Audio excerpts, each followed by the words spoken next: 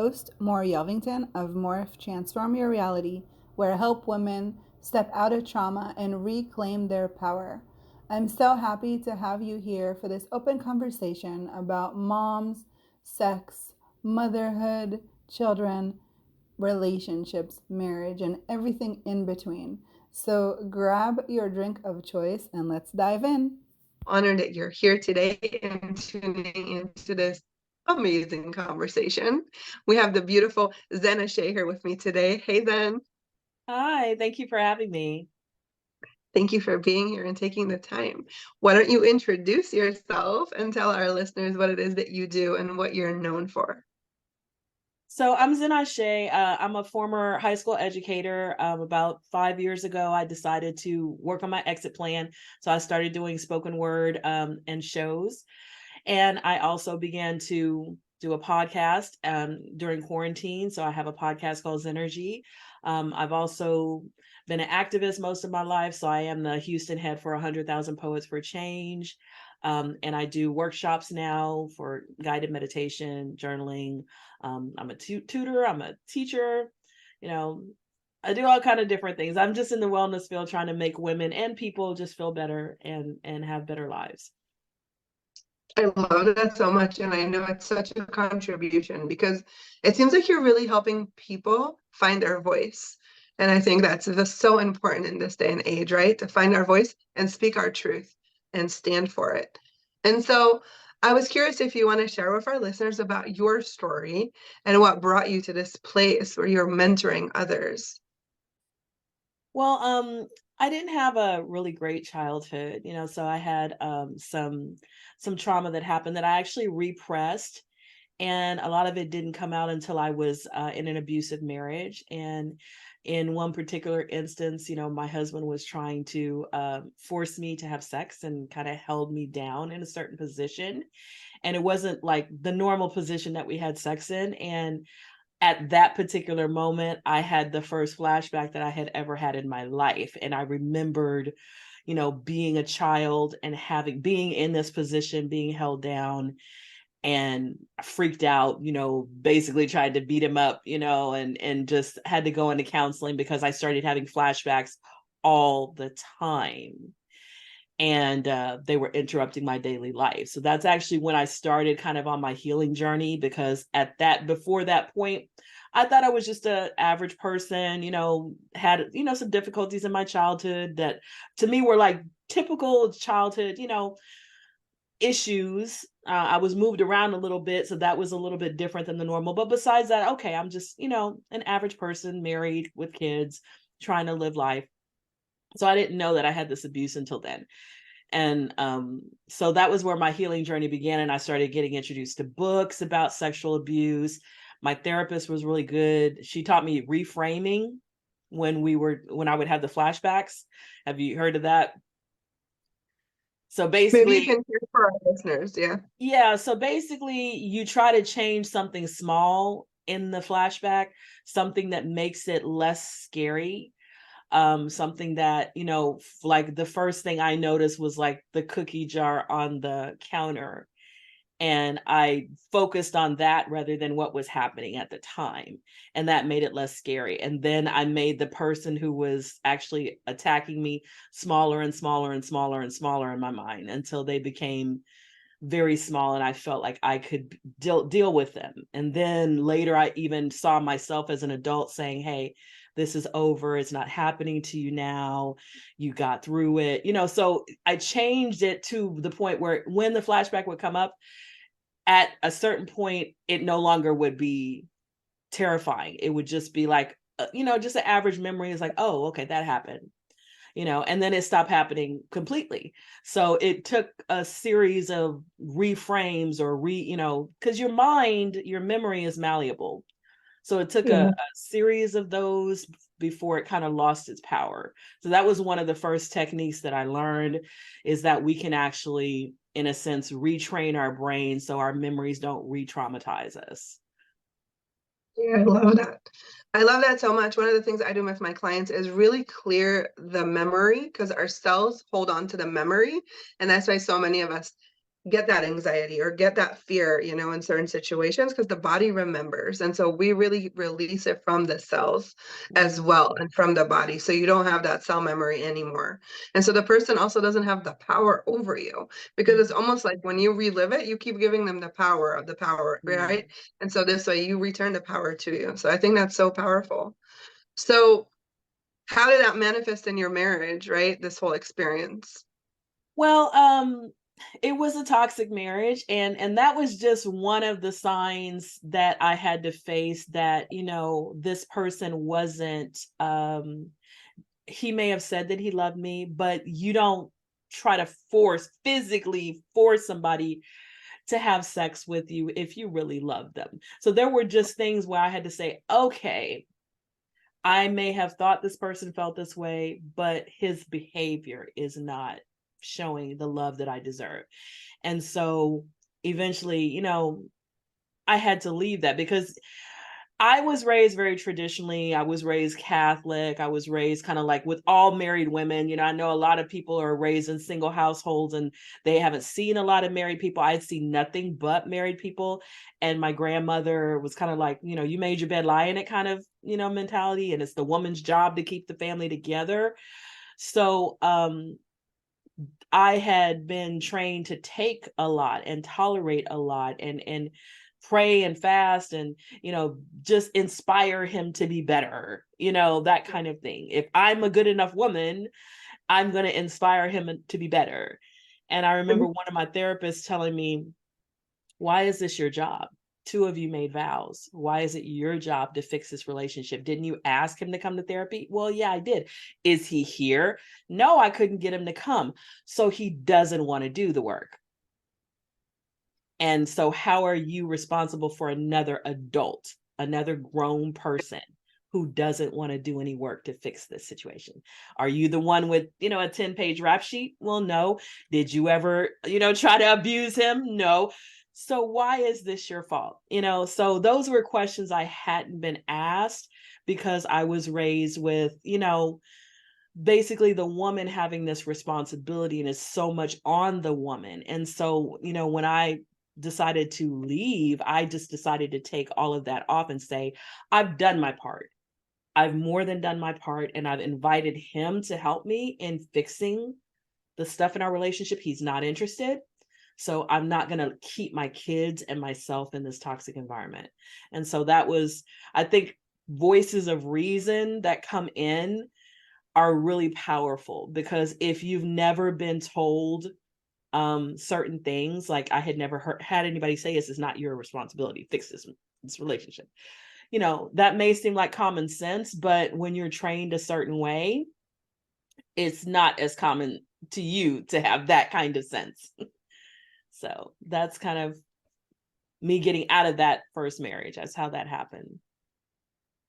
I love it. And what part of the religion and the beliefs that you were fed, right, had to do with your own self-esteem and your own self-worth, right? Well, I've been married twice, and the religion that I was raised Catholic. And, you know, it's a very big idea of women being virginal and pure, and marriage is like, you know, God is the head, then the husband, then the wife, and you submit to your husband like you would submit to God, you know, kind of thing, is the least the way I was raised. I mean, I can't speak for every Catholic church, but that's the way that I was raised. And even when I got into non-denominational churches, they still had a lot of that very patriarchal training. And you were literally created to be his helpmeet. So like without him, you really don't even have a you know, a purpose, because here's Adam in the garden, right? And he's doing what he's doing, and he sees that there's no one there for him, so God makes a mate for him to be his helpmeet and pulls a rib out of his side to make her, you know. So that's kind of the theology that I was given.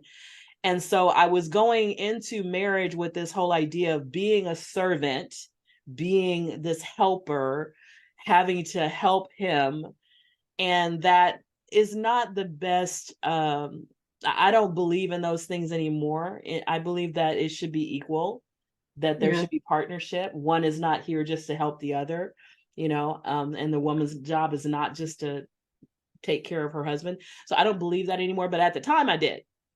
And Yeah. so another belief that I was given was that, that whole purity thing, I talked about the rose doctrine with you before we started recording, that a woman is a rose. And if she gives her petals or basically her sexual purity to a man, she has nothing left to offer.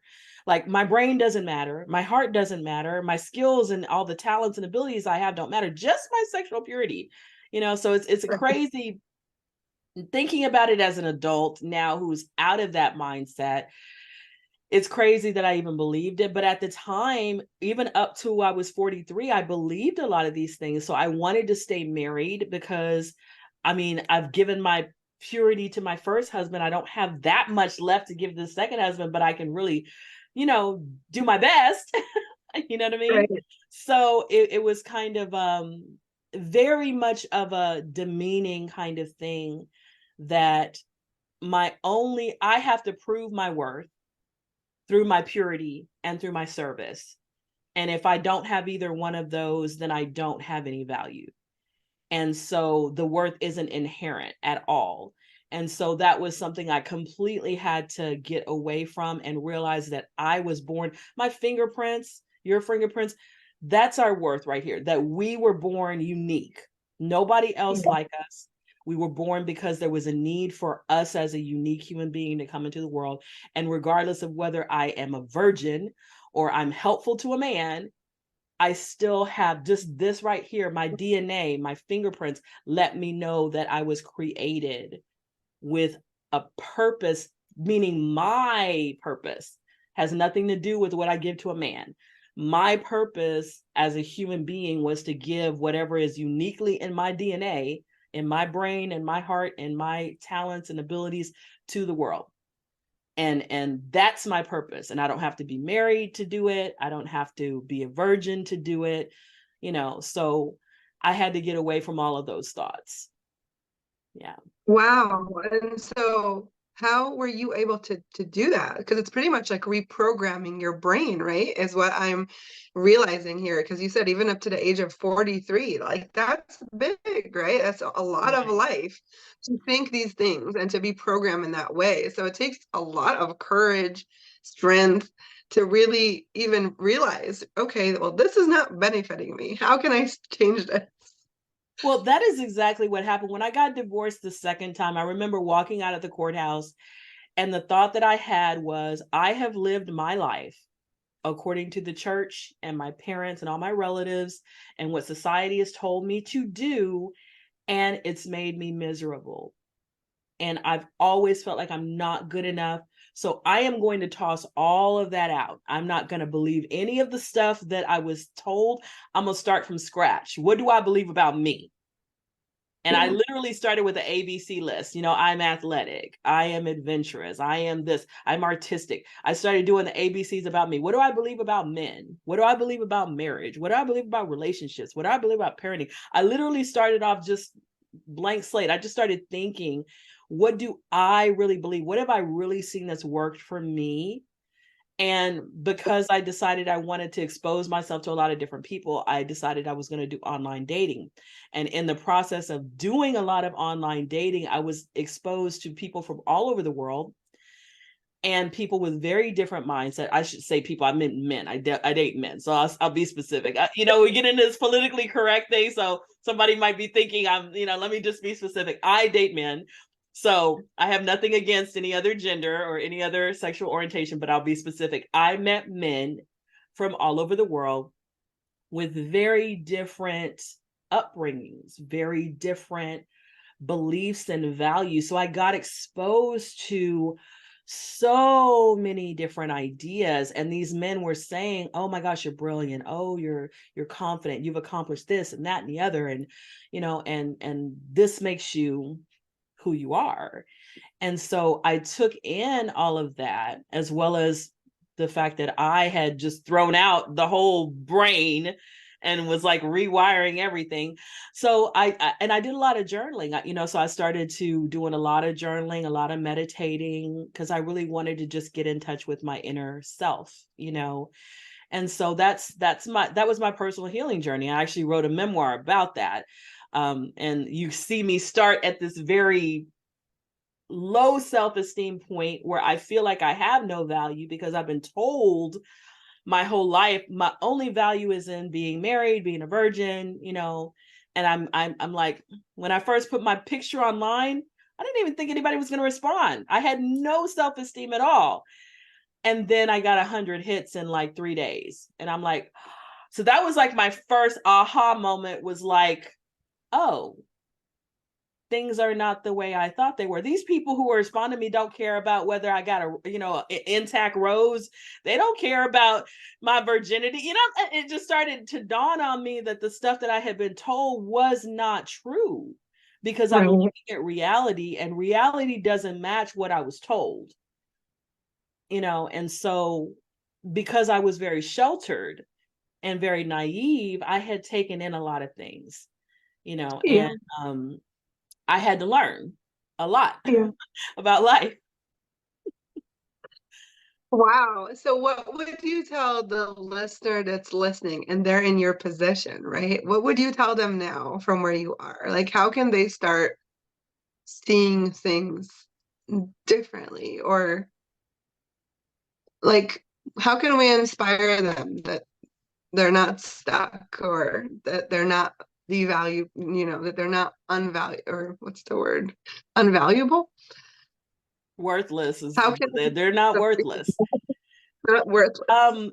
I would say just take some steps out of your comfort zone, expose yourself to new things, and realize, our subconscious is meant to keep us safe, and it fears the unknown. But a lot of those fears, there's a little acronym. It's false expectations appearing real is an acronym for fear. So there's a lot of false expectations that can appear real until you even just test them a little bit, and then you realize there is nothing there. There's no there. There's nothing there. And so for me, taking the risks that I took, which were small risks, putting my picture online, that's a small risk. There's nothing gonna happen to me, you know what I mean, because I put my picture online. It's not it's not like a huge risk, but just that one little step led me to see how men respond to me, you know what I'm saying? And so that was an eye opener. So I would say take small risks, do things that you think could be beneficial to you that you might not have done in the past. Read new books, listen to new podcasts, just expose yourself to new things, because you can change your mindset. This brain is changing all the time. And the way we see ourselves impacts the life that we live. So like the life that I live, it's like the person that I was, I can tell you about that person, but I can't even relate to her anymore because she's so different than me. And I got divorced 9 years ago, but in that 9 years, I've lived a whole lifetime of experiences, And so I would just say, you just have no idea what could happen to you if you just start to take a few risks and step out of your comfort zone, because I'll just give you a couple of things. In that 9 years, I became Teacher of the Year twice. I got a congressional award for activism. I had 3 best-selling books. I've been over 100 stages performing. I've met celebrities. I've had, sometimes my views on my social media can be in the millions. I literally get a check from Facebook for monthly just for people engaging with my content. This is stuff that I didn't even have a social media presence 9 years ago. I wasn't even on social media. So it's like my life now is that other person. I know she's me, but I can't, she would look at me and be like, I could never be that. That's literally what she would say. How could you? She would look at me and be like, I can never do that. And I'm doing it.